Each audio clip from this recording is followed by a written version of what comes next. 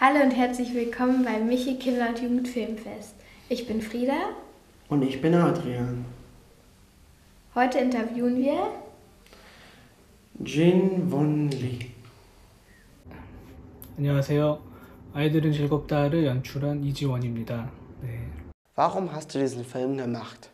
원래 이제 다른 장편 영화 시나리오를 쓰고 있던 중에 이제 이 영화를 제작한 영화사로부터 이 웹툰 원작으로 된 아이들은 즐겁다를 제안받게 되었고요. 그래서 그 원작을 읽어봤는데 너무 좋았던 것 같아요. 그래서 어쨌든 누구나 한 번쯤 어린 시절에 겪어봤을 법한 어떤 이야기를 담고 있었고, 그리고 그것들을 표현하는 방식이나 이제 감정을 표현하는 방식이 과장되지 않고 굉장히 담담하지만 그 일상과 그 순간들을 잘 포착해내는 그런 정서들이 굉장히 좋았고, 제가 원래 좋아했던 어떤 작품의 방향과 굉장히 비슷해서 원래 쓰고 있던 시나리오를 잠깐 멈춰두고 이 작품을 먼저 시작하게 되었습니다.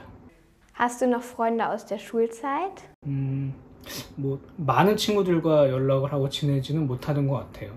네, 이게 아직 그래도 몇몇 친구들과는 같이 연락도 하고 만나면서 지내고 있는데, 뭐 직장이 생기고 이제 가정이 생기고 결혼을 하고 그다음에 아이가 생기고 각자가 어떤 하나의 가정을 이렇게 꾸리게 되면서 점점 서로 이렇게 개인적으로 만나거나 이럴 수 있는 시간들이 점점 줄어들어서 정말 친했던 친구들 몇 명 말고는 요즘에는 많이 연락을 지내지는 못하고 있는 것 같습니다. Hattest du als Kind auch einen Geheimort zum Spielen?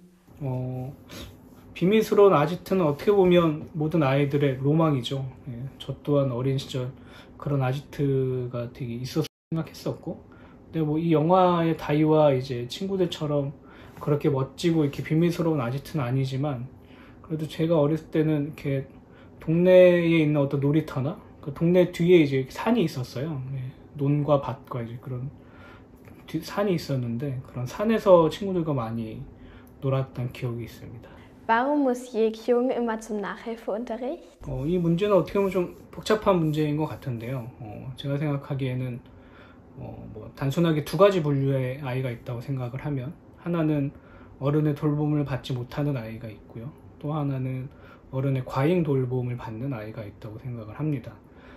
그게 이제 다이와 재경이인 것 같고요. 재경이는 후자인 어른의 과잉 돌봄을 받는 아이라고 생각을 했었던 것 같아요. 종종 어떤 어른들을 보면 어떻게 보면 자신의 야심을 좀 자신의 아이한테 전가시키는 부모들이 있다고 생각을 하고, 재경이의 엄마가 그런 부모의 모습이라고 생각을 했습니다.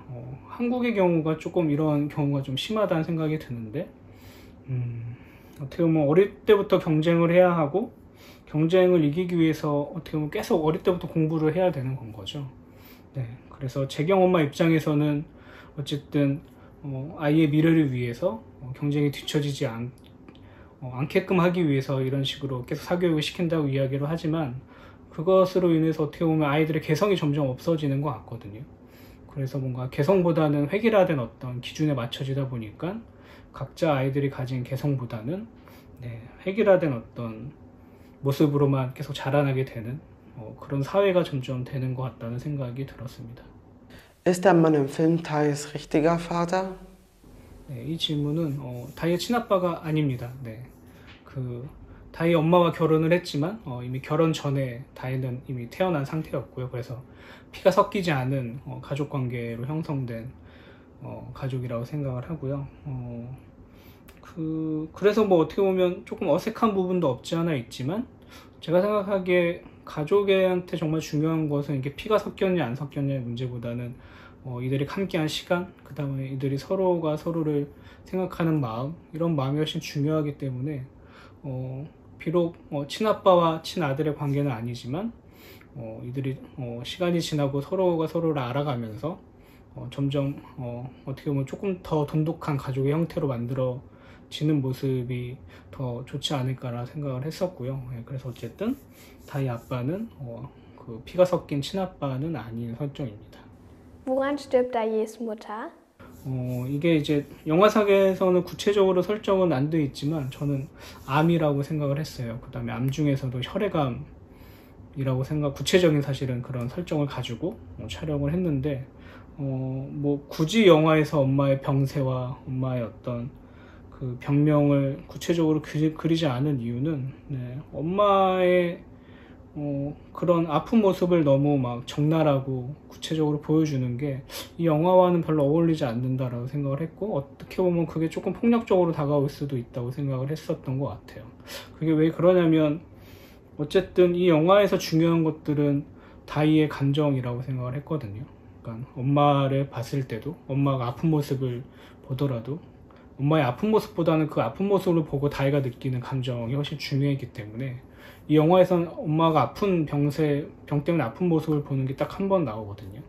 그 정도 선에서의 어떤 모습으로 충분하다고 생각을 했었고, 그래서 뭔가 굳이 관객들한테 엄마가 아픈 모습을 전시적으로 보여주는 것이 이 영화와 어울릴까? 라고 생각했을 때 별로 그건 중요하지 않은 것 같아서, 오히려 그냥 그런 병세와 병명에 대해서는 구체적으로 보여주지 않으려고 했었던 것 같습니다. Was bedeutet die gelbe Blume?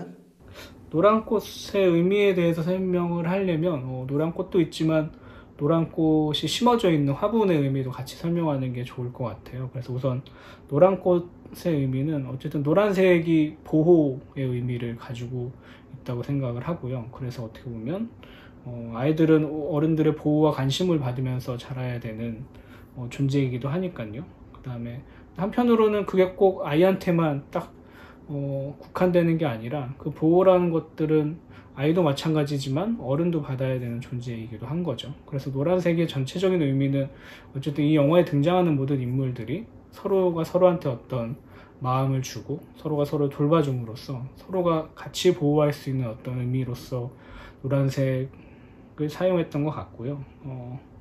그리고 그 노란 꽃이 어쨌든 그런 보호의 의미를 가지고 있다 보니까 엄마와 다이 사이에서 서로가 서로를 돌봐주고 사랑해주는 어떤 매개체로서 노란 꽃을 사용했던 것 같고요. 그 다음에 더 중요한 것은 어떻게 보면 노란 꽃이 들어있는 화분의 의미인데요.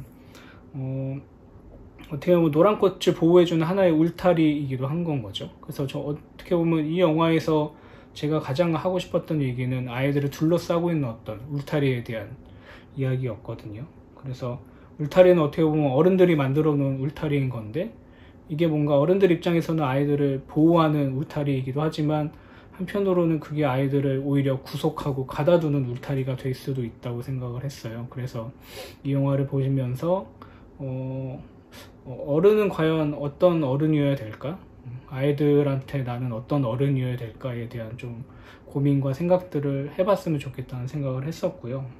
그래서 한편으로는 그 울타리가 깨지더라도 아이들은 각자 나름의 방식으로 어떻게 보면 좀 더 단단하게 자라날 수 있지 않을까라는 질문도 같이 던져보고 싶었고, 그래서 노란 꽃과 그 노란 꽃을 둘러싼 화분의 의미가 이 영화에서 제가 하고 싶었던 이야기가 가장 잘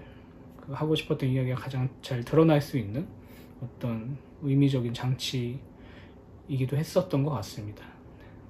네, 그 질문은 다 끝났고요. 어쨌든 너무 좋은 질문 주셔서 감사드리고요. 우선 함부르크 영화제에서 우리 아이들은 즐겁다를 상영할 수 있어서 너무 영광이고요. 뭐 팬데믹 상황만 아니면 같이 저도 함부르크에 가서 관객분들을 직접 만나면 참 좋을 텐데, 뭐 지금 그럴 수 없는 상황이다 보니까 그런 아쉬움이 있지만 어쨌든 많은 관객분들한테 보여줄 수 있어서 참 감사하다는 생각이 들고요. 궁금한 거는 독일의 아이들은 이 영화를 보면서 어떤 감정을 느낄까, 어떤 생각을 할까 궁금하고, 그 다음에 근데 어쨌든 이 영화가 담고 있는 이야기가 제가 생각하기에는 어떤 소중한 사람들에 대한 이야기, 그 다음에 소중한 것들에 대한 어떤 상실에 대한 이야기를 담고 있어서, 그런 이야기는 뭐 나라나 뭐 나이나 그다음에 인종이나 이런 것들을 다 떠나서 사실은 모든 사람들이 다 느끼고 공감할 수 있는 보편적인 정서라고 생각이 들어서, 이 영화를 보시는 독일 관객분들의 그 마음에도 이 영화에 담고자 했던 어떤 것들이 잘 전달되었으면 좋겠고요. 그 다음에 이 영화에서 제가 하고 싶었던 이야기는 결국은 어른들은 어떤 존재여야 하는가에 대한 이야기였던 것 같아요. 그래서 이 영화를 보시는 독일의 어른 관객분들이 이 영화를 보시면서 나는 과연 내 주변에 있는 아이들한테 어떤 어른이었는지, 그 다음에 앞으로 나는 어떤 어른이 되어야 할 것인지에 대해서 한번 곰곰이 생각해보고 정말 꼭 우리가 아이들한테 필요한 좋은 어른으로서 성장할 수 있는 그런 계기가 됐으면 참 좋겠다는 생각을 합니다. 어쨌든 아이들은 즐겁다 상영할 수 있어서, 그 다음에 관람해 주셔서 너무 감사드리고 항상 건강하시고 평안하시기를 바라겠습니다. 감사합니다.